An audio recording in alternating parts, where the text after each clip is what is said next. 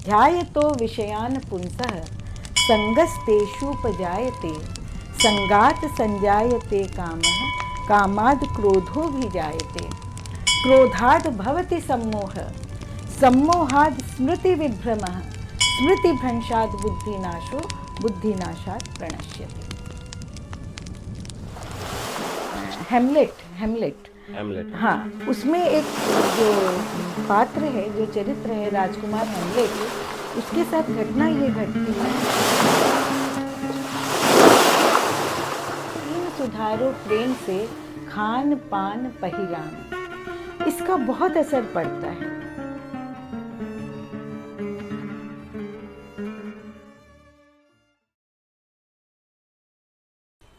नमस्कार मित्रों, मैं हूं कमल शर्मा। ज्ञान योग में आप सबका स्वागत है। आज ज्ञान योग के अंदर मैं कुछ विशेष बात करने जा रहा हूं। हमारी हमेशा ही विशेषता तो रहती है, जानते हैं कि विशेष बात ही खोज करके आप सबके बीच में लाते हैं। और अपने जीवन काल में आगे कोशिश करूंगा कि मानव के लिए जो जीवन जीने का तरीका है, उस आधार के ऊपर में हम कुछ और नया कर सकें। तो आज जो मैं जिनसे मिलाने जा रहा हूँ, अपने जीवन के बहुत सारे अनुभव को आप सबके बीच में रखेंगी, जिन्होंने निर्वर्तमान समय में काफ़ी अच्छा काम किया, काफ़ी स्टूडेंटों को पढ़ाया, जिनका जीवन सिर्फ देश के लिए, भारत के लिए, भारत के लोगों के लिए हमेशा समर्पित रहा। जीवन का उन्होंने हमेशा त्याग किया, आजीवन ब्रह्मचर्य का पालन किया और आजीवन अपने जीवन को जो है देश के लिए समर्पित कर दिया। परिवार के लिए इन्होंने ऐसा किया कि परिवार का त्याग कर दिया, क्योंकि देश ही इनका परिवार है। जीवन काल में ऐसा इन्होंने किया। तो मैं आज आप सबको मिलाने जा रहा हूं डॉक्टर वसुमती डागा जी से, जो हमारे बीच में हैं, जो प्रोफेसर रह चुकी हैं, कॉलेज में पढ़ाती थी और आकाशवाणी में भी काम किया है। तो बहुत सारी चीज़ें जो है आपके सामने में आएगी। तो वसुमती जी, मैं आपसे, नमस्कार है आपको। तो मैं आपसे एक चीज़ कहना चाह रहा हूँ कि आज के वर्तमान समय में जो लोग जी रहे हैं और जो जीने का तरीका है, ये हमारे लिए कहाँ तक ठीक है, क्योंकि पूरे विश्वव्यापी जो समस्याएं पैदा हो रही हैं, वह युद्ध जैसा नहीं लग रहा है। ऐसा लगता है कि सब अपने स्वार्थ के लिए ही जी रहे हैं जी। और ऐसे स्थिति में हमें क्या करना चाहिए, क्योंकि आप कई वेदों का अध्ययन कर चुके हैं, शास्त्रों के अध्ययन के साथ साथ में सामाजिक वातावरण को भी आप अपने अपने जीवन काल में देखा है। आपने बहुत ही, सबसे पहले तो मैं ज्ञान योग चैनल को अपनी शुभकामनाएं देती हूं और आभार व्यक्त करती हूं कि आपने मुझे ये अवसर दिया बातचीत का। और जो बात आपने अभी आरंभ की और जो रखी, वो सचमुच बहुत महत्वपूर्ण है। देखिए, हम जिस समय से गुज़र रहे हैं, ये समय कहने को हमने बहुत तरक्की की है और हमारे बच्चे भी पढ़ रहे हैं, आगे बढ़ रहे हैं और विश्व में भारत देश के बच्चों के इंटेलिजेंस का, बुद्धि का मान है और उन्होंने विश्व में भारत का नाम रोशन किया है। जी जी। तो ये इस बात का हमें अभिमान है, लेकिन स्थितियों पर और भी विचार करना होगा कि हमने वैज्ञानिक तरक्की की, मनुष्य की सोच में विज्ञान सम्मत चिंतन आया और इस चिंतन ने किया ये कि जो हमारे धार्मिक क्रियाकलाप है उस पर अंकुश लगाया। ठीक है, आडंबरों पर अंकुश लगाया, लेकिन साथ ही साथ भोग के उपकरणों का विकास हुआ।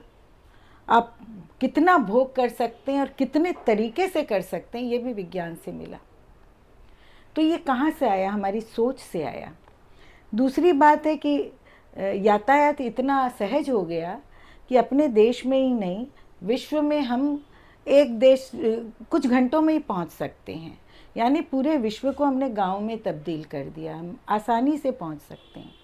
लेकिन आप ये देखिए कि दूरियां तो हमने तय की, लेकिन हमारे मन की दूरियां बढ़ी हुई हैं।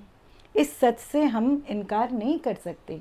हमारे पड़ोसी के सुख दुख हमारी संवेदना का आधार नहीं बनते हैं। पड़ोसी तो बहुत दूर की बात है, हम एक घर में एक छत के नीचे रहते हैं, लेकिन मैं ये नहीं कहती कि पूरा परिवेश ऐसा हो गया, लेकिन बहुतायत में जो दिखाई दे रहा है, रिश्ते टूट रहे हैं। एक ही छत के नीचे एक दूसरे पर हम विश्वास नहीं कर रहे हैं। तो ये हम कौन से विकास पर आए हैं, ये एक बड़ा प्रश्न चिन्ह है। वो कौन सी गांठ पड़ गई है जिससे इतनी उच्च शिक्षा प्राप्त करके भी मनुष्य पर भरोसा नहीं कर रहा, न पति पत्नी पर कर रही है, न बेटे माता पिता पर कर रहे हैं, न माता पिता बेटे पर कर रहे हैं। मित्रों में, हर रिश्ते के भीतर में एक अविश्वास की स्थिति पनप गई है। तो मुझे हिंदी के महाकवि निराला जी की पंक्तियां याद आती हैं, जहाँ वे कहते हैं कि तुलसीदास का वो प्रसंग है, जब वो तुलसीदास पर लिख रहे हैं, तो उसमें एक प्रसंग आता है जहाँ पर वो कहते हैं, कैसी शिक्षा कैसे विराम पर आए, राम के नहीं काम के सुत कहलाए। तो वहाँ संदर्भ कुछ भी था, लेकिन ये काम के सुत कहलाए लेकिन क्या वाकई में हम राम के आदर्शों को अपने जीवन में उतार रहे हैं? तो ये एक बड़ा प्रश्न चिन्ह है। तो मुझे ऐसा लगता है कि शिक्षा तो हमने भौतिक प्राप्त की, पर आध्यात्मिक विकास नहीं हुआ, तो हमारे जो मन है वो बीमार हो गए। हमने भौतिक उपकरणों से अपने घर को सजा लिया है, लेकिन हमारे मन इतने बीमार हो गए, इतना स्वार्थ हमारे भीतर भर गया है, और उस स्वार्थ का कारण है हमारी कामनाएं, हमारी इच्छाएं। और मैं यदि शास्त्र की शब्दावली का प्रयोग करूं तो उसको कहते हैं अज्ञान और अविद्या और आसक्ति। एक बड़ा ही अच्छे 2 श्लोक हैं जो मनुष्य के पतन के विज्ञान को दर्शाते हैं। मैं वो श्लोक आपके सामने रखना चाहूँगी। कंटिन्यू। तो वो श्लोक है 2 अध्याय का भगवत गीता का, जिसमें भगवान कहते हैं कि ध्यायतो विषयान पुंसः संगस्तेषुपजायते संगात संजायते कामः कामाद क्रोधो भी जायते क्रोधाद भवति सम्मोह सम्मोहाद स्मृति विभ्रमः स्मृति भ्रंशाद बुद्धिनाशो बुद्धिनाशात प्रणश्यति। ये पतन का पूरा विज्ञान है, जिसमें हम अपने समय को देख सकते हैं, हम अपने आप को देख सकते हैं, हम पूरे यूनिवर्स में, पूरे संसार में जो असंतुलन आ गया है उसको देख सकते हैं। तब हमें ये विचार करना होगा कि जिस शिक्षा पर गर्व कर रहे हैं, उस शिक्षा में हमारी वो शिक्षा कितनी अधूरी रह गई है, जो हमें पूर्णता नहीं दे रही है। तो आप देखिए, ध्यायतो विषयान पुंसः, पुंसः पुरुष मनुष्य निरंतर विषय का चिंतन करता है, जिस सब्जेक्ट का भी चिंतन।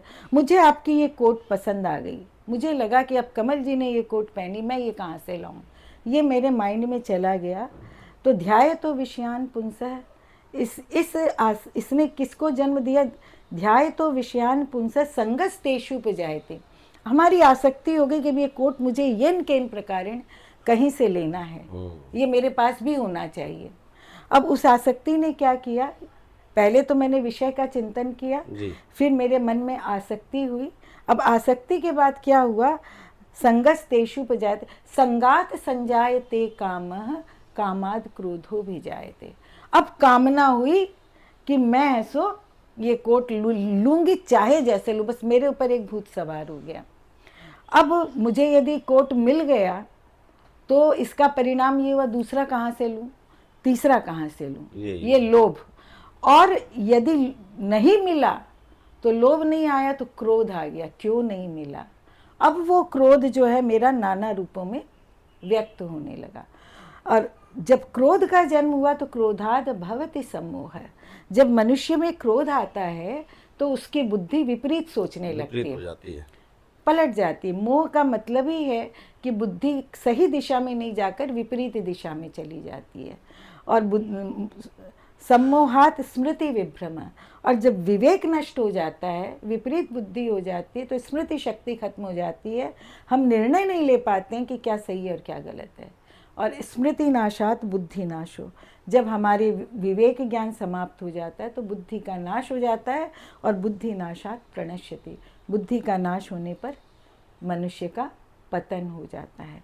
तो कहने का मतलब ये है कि आसक्ति, काम और अज्ञान ये ऐसे फैक्टर हैं जिसमें हम अपने ही पांव पर कुल्हाड़ी मार रहे हैं।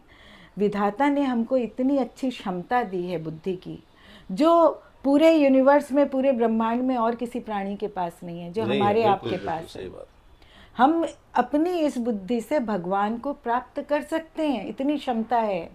लेकिन आज हम केवल और केवल अपनी तिजोरी भरने के लिए, पद पाने के लिए, यश पाने के लिए हम कुछ भी करने के लिए तैयार हो जाते हैं, चाहे वो हमारे माता पिता हों, चाहे पत्नी हो, चाहे पति हो, और चाहे देश हो। ये संकट की घड़ी है। तो इससे हम कैसे मुक्त हों, कैसे इससे निजात पाएं? तो सीधी सी बात है कि हमारे पास तो ज्ञान का अचूक भंडार पड़ा हुआ है, बुद्धि की क्षमता हमारे पास है।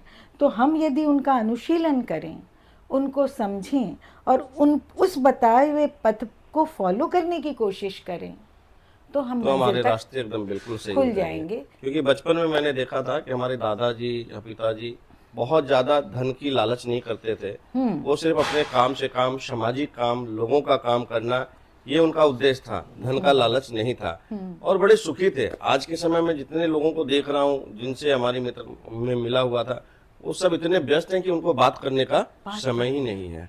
बसुमती जी, एक सवाल मेरे मन में चल रहा है कि आज के वर्तमान समय में जो स्थितियां चल रही हैं, उसमें मन कैसे शांत हो, कैसे आदमी सात्विक बने और किस तरह से जीवन को जिया जाए जिससे लोगों के आहार व्यवहार सारे अच्छे हो सके। क्योंकि आज के समय में पिज्जा, बर्गर, इंस्टेंट पता नहीं क्या क्या खा रहे हैं, जिससे हमारे शरीर का विकास नहीं हो पा रहा है। जी जी।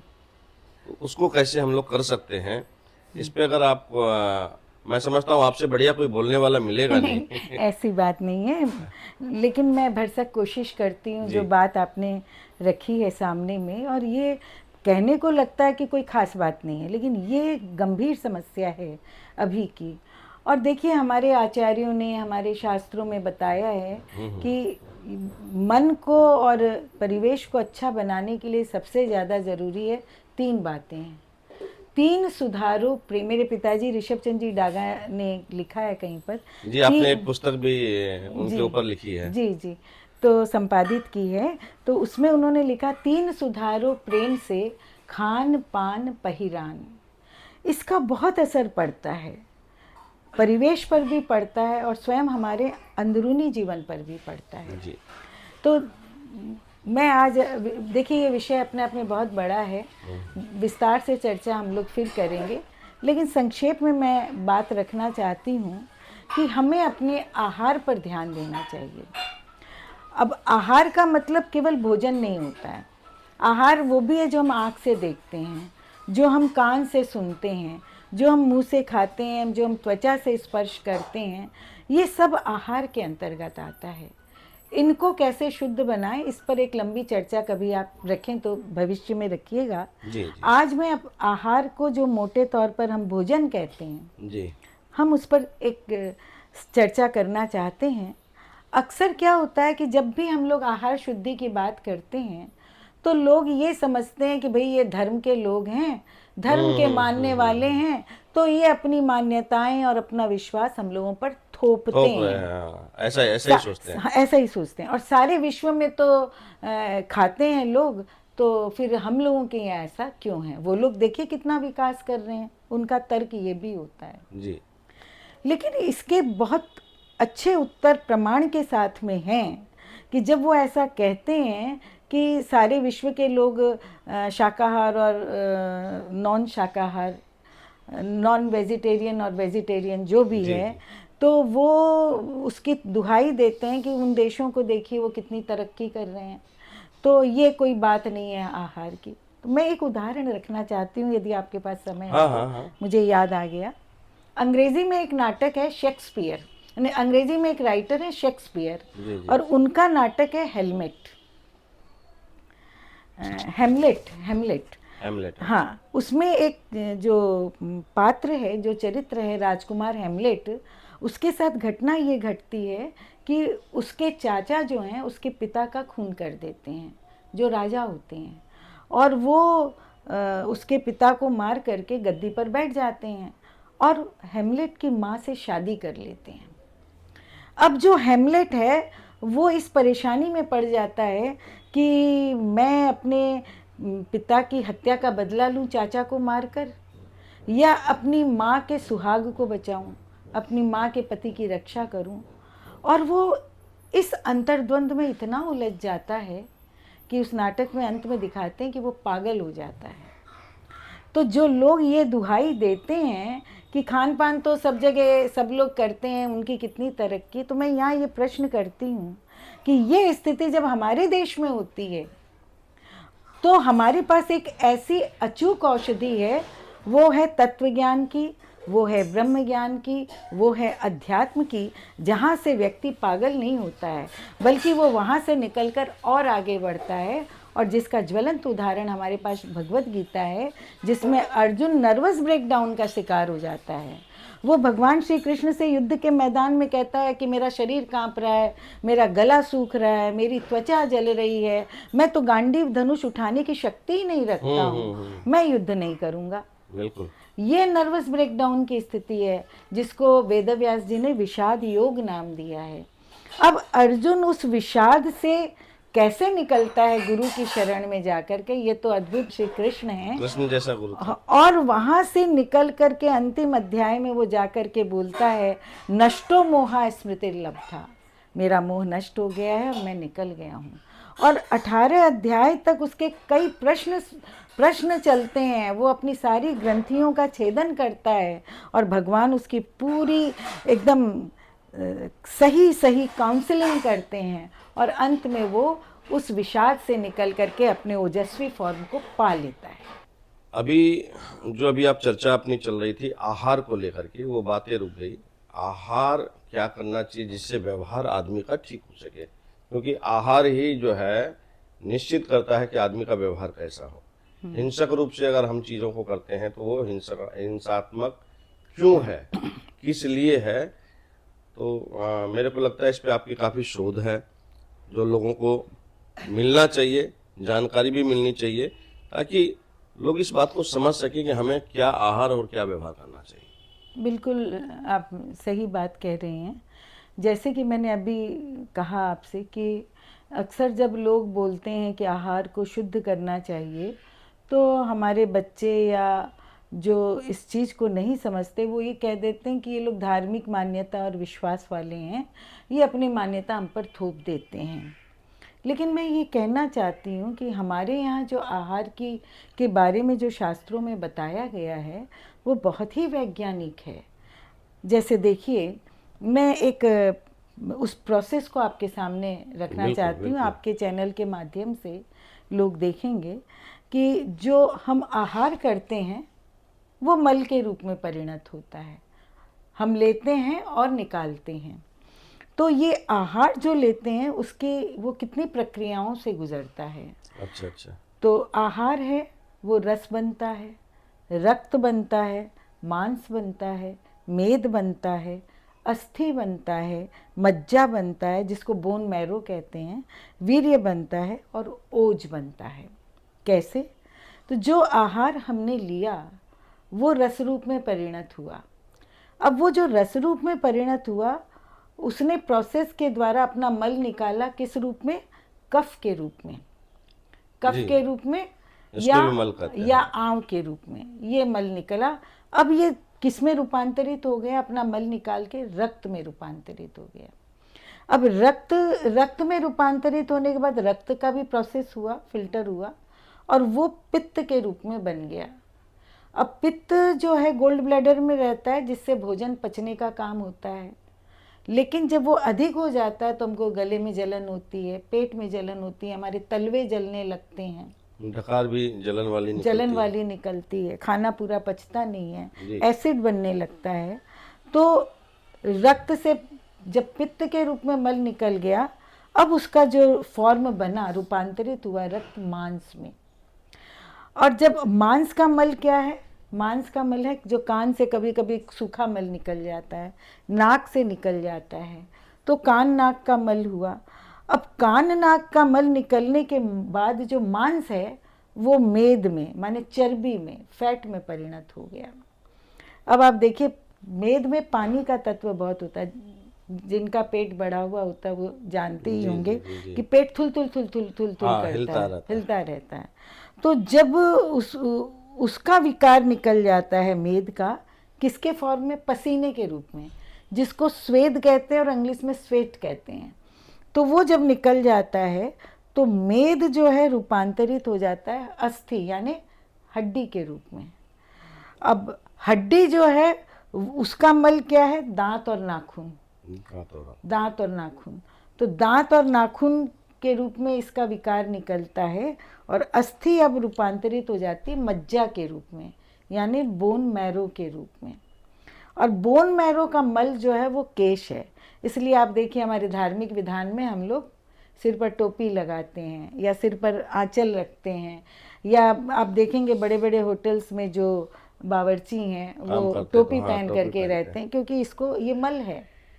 हमारे भोजन में केश नहीं आना चाहिए, लोग खाना छोड़ देते हैं। तो इस प्रकार मज्जा का जो मल है वो केश है। और जब केश के रूप में मज्जा अपना मल निकालती है तो वो रूपांतरित हो जाती है वीर्य में।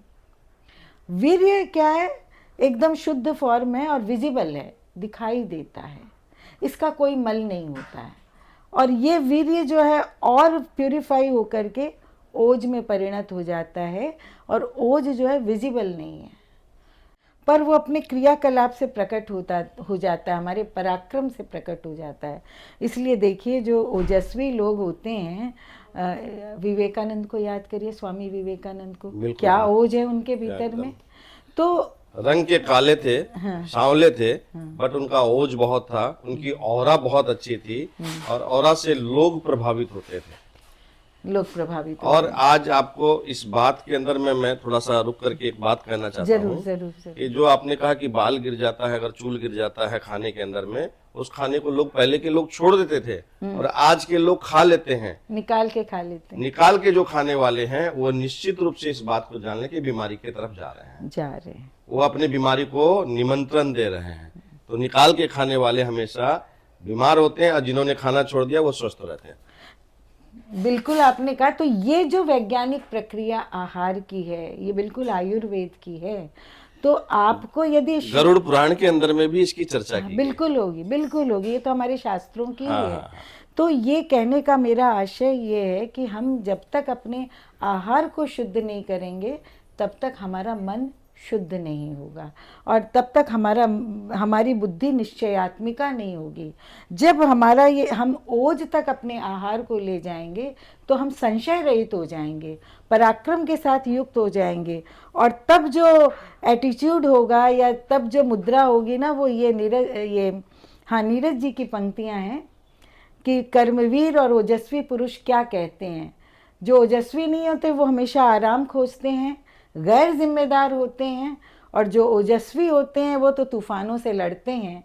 नीरज कहते हैं फूल रोकते, कांटे मुझे चलाते, मरुथल पहाड़ चढ़ने की चाह बढ़ाते, सच कहता हूँ मुश्किलें न जब होती हैं, मेरे पग तब चलने में भी शर्माते। वाह, बहुत सुंदर। ये जो जुझारूपन है ये ओज से आता है। ये जो जुझारूपन है, ये जो कर्तव्य को बढ़ चढ़ करके कर्तव्य पालन के, मिट जाएंगे पर कर्तव्य का पालन करेंगे, मिट जाएंगे पर अपने वचन से पीछे नहीं हटेंगे, प्राण जाए पर वचन न चाहिए, ये ओजस्वी की पहचान है। और जिस दिन हम अपने इस आहार को शुद्ध कर लेंगे, हमारा विहार भी शुद्ध हो जाएगा, हमारा मानस सही और गलत को डिस्क्रिमिनेट करने में, परखने में एकदम परफेक्ट हो जाएगा। तो इसलिए मन को यदि शुद्ध करना है तो हमें आहार को शुद्ध करना ही होगा। बिल्कुल। और ये आहार हमारे सप्त धातुओं को स्वस्थ बनाएगा, और जब सप्त धातु हमारे पुष्ट होंगे तो हमारा चित्त भी बैलेंस होगा, क्योंकि हमारे सप्त धातुओं से हमारा चित्त बंधा हुआ है। अभी देखिए कहीं पर किसी की दुकान में आग लगी, उसको स्ट्रोक आ गया, हम कहते हैं सदमा लगा, ये क्या है? ये संग संग चित्त पर जो इफेक्ट हुआ उसका सप्त वो धातुओं connection पर है, असर हाँ। हो गया।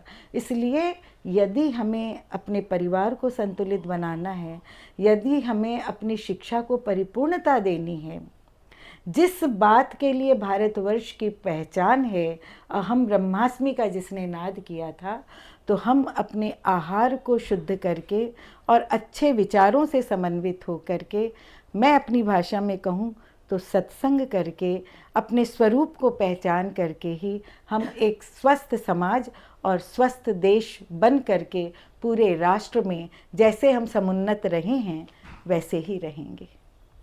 वाह, बहुत अच्छी आपने बात कही है। तो सात्विक होना बहुत ज़रूरी है। शराब पीने वाला ही आप देखते होंगे कि शराब पीने के बाद नशे में क्या हालत और कैसा धुत रहता है। जी।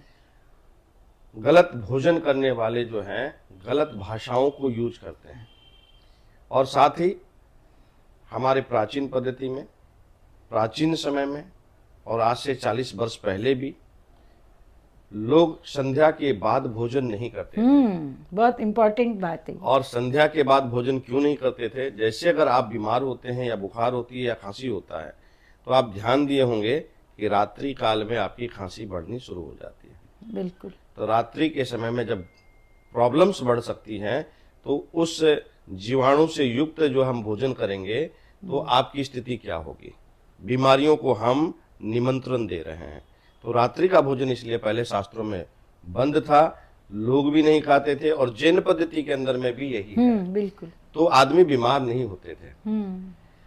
और हमारे चैनल को वैसे ही लोग सब्सक्राइब करें जो सच में अपने माता पिता को